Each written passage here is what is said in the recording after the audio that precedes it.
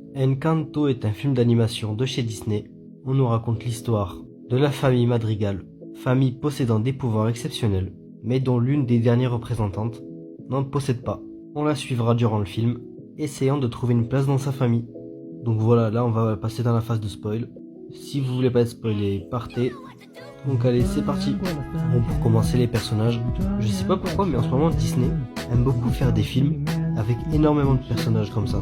Pas forcément très utiles, mais ils sont là quoi. Ils sont pas spécialement drôles.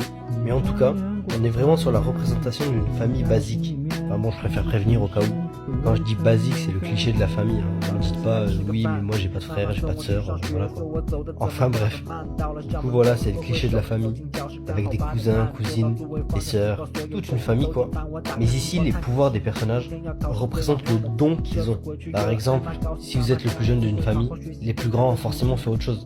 Et on va dire que c'est ça leur don. Bah ici c'est pareil, la petite Mirabelle n'a aucun don et se sent rejetée de la famille. C'est un sentiment que beaucoup de jeunes ressentent, le fait de ne pas être à la hauteur dans un environnement de compétition. Que ce soit la famille, l'école, le travail, etc. Elle fait de son mieux, mais la plus grande autorité, ici la grand-mère, ne voit pas les efforts de Mirabelle. Avec ça on nous montre vraiment le choc des générations. Le fait que l'ancienne génération semble être détachée de la réalité et considère de petites choses comme de choses insignifiantes. Et c'est toute la morale du film, le fait que la personne âgée assume les erreurs qu'elle a faites. Donc voilà, j'avais pas énormément de choses à dire sur ce film. Il est sympa mais sans plus quoi. C'est un film oubliable je trouve. Le film me fait énormément penser à Coco, et très franchement Coco est bien meilleur qu'Encanto, surtout en termes d'émotion.